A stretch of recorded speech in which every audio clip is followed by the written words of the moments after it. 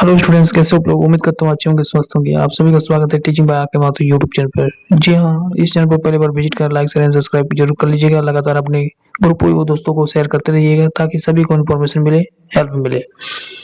लगातार अपडेट इस चैनल के माध्यम से ऑथेंटिक न्यूज दी जाती है, इसलिए आप लोग लगातार विजिट करते रहिए इस चैनल पर। ठीक है, बात करेंगे जे की सीबीएसई बोर्ड एग्जाम। जो भी स्टूडेंट जे की सीबीएसई बोर्ड एग्जाम दिए हैं और क्लास 12th है, साइंस का है, तो ये वीडियो काफ़ी इंपॉर्टेंट है। ये पार्ट 2 है, पार्ट 1 नहीं देखे तो जरूर देख लीजिएगा। फिजिक्स का लगातार नोट्स आप उपलब्ध करवा रहे हैं। ठीक है, एक्टिविटी यहाँ पर बात करेंगे इलेक्ट्रिसिटी चैप्टर से। इलेक्ट्रिसिटी से एक्टिविटी जो है आपका, जैसे क्वेश्चन पूछा जाता है कि draw a household circuit conducting 2 bulb, 1 fan, 3 switch, a fuse and power supply. ठीक है, तो उसका हम लोग देखने वाले हैं डिटेल्स में। एकदम जिस प्रकार से हम बता रहे हैं उसी प्रकार से आपको लिखना है, एग्जाम में एकदम फुल मार्क्स मिलने वाला है। तो हम बात करेंगे एक्टिविटी 2। एम में आपको लिखना है, जिस प्रकार से मैं बात कर रहा हूँ वैसे ही लिखना है। ठीक है, एम में लिखना है to assembly a household circuit compressing 3 off या on switch, a fuse and a power supply या सोर्स। ठीक है, ये आपका क्वेश्चन इस प्रकार से भी रह सकता है कि draw a household circuit connecting 2 bulb, 1 fan, 3 switches, a fuse and power supply. या इस प्रकार से लिख सकता है कि to assembly a household circuit compressing 3 switch, a fuse and a power source. ठीक है, सेम, दोनों ही सेम है। ठीक है, एक्टिविटी 2 है ये। तो आपको सबसे पहले एम लिखना है, इसी प्रकार से लिखना है। उसके बाद आपको नेक्स्ट जो लिखना है वो है अपर्चर एंड द मटेरियल, इसको लिखना है। फिर अपर्चर का नाम लिख देना है, no aperture required in assembly a circuit, है ना। इस प्रकार से लिखते चलिएगा।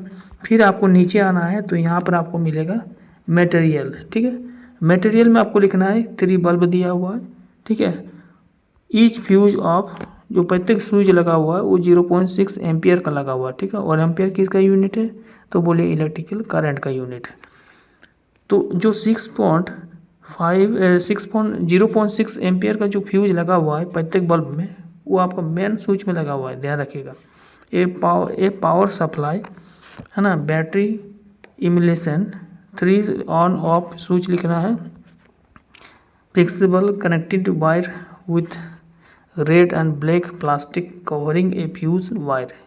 सेम इसी प्रकार से लिख देना है। ठीक है, फिर आपको नीचे लिखना है सप्लीमेंट्री। आप सप्लीमेंट्री में क्या ले रहा है, तो लिखना है main electrical board with A 2 pin socket and main switch. ठीक है, तो इस प्रकार से लिखना है।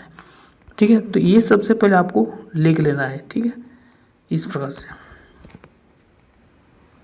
क्लियर है। इस प्रकार से आपको लिखते चलना है। फिर आपको नीचे आना है, थोड़ा सा थ्योरी इसके बारे में लिखना है।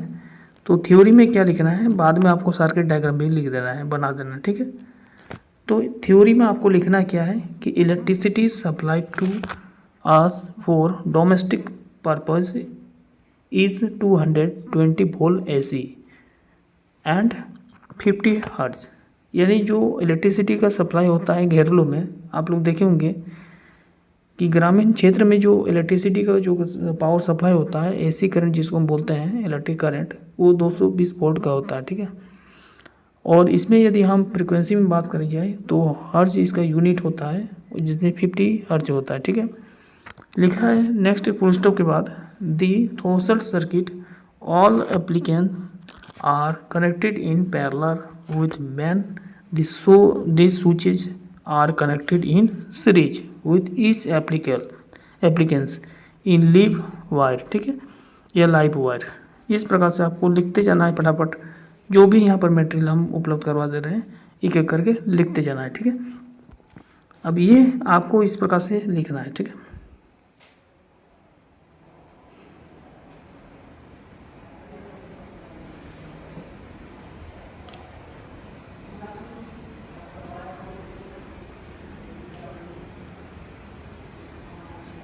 तो इस प्रकार से यदि आप थ्योरी को लिख लेते हैं, उसके बाद आप आता है डायग्राम, ड्रॉ भी करना पड़ेगा ना। तो इस प्रकार से आप लोग लिख लिए, अब आपको ड्रॉ करना है।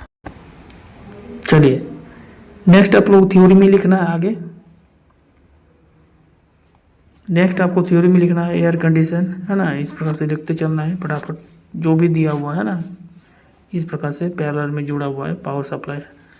फटाफट इस प्रकार से आप लोगों को जैसे ही हम बता रहे हैं एकदम सेम चीज़ इसमें उतार देना है। क्लियर है? जी हाँ।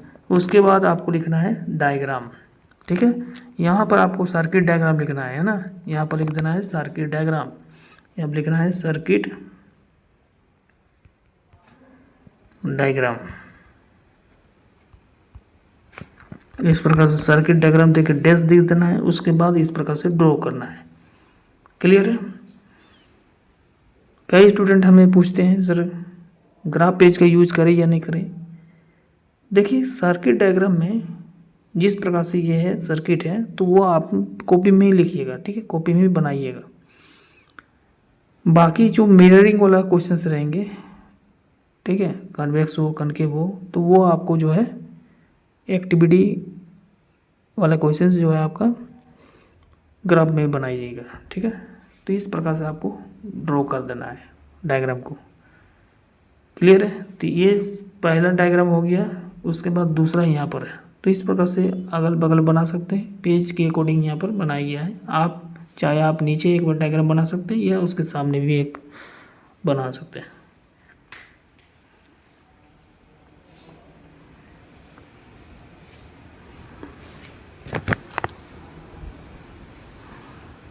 ठीक है, क्लियर है? तो इस प्रकार से जो है लगातार आपको मटेरियल उपलब्ध मिलेगा आपको फिजिक्स में। ठीक है, तो आप लोग जो है इसी प्रकार से क्वेश्चंस को लिख देना है। ठीक है, एक अच्छे स्कोर लाना है, अच्छे मार्क्स यदि आपको चाहिए तो सेम इसी प्रकार से आपको लिखते चलना है। चलिए, थैंक यू, धन्यवाद। अपडेट आएगा लेटेस्ट जो है अपडेट मिलते रहेगा। थैंक यू, धन्यवाद।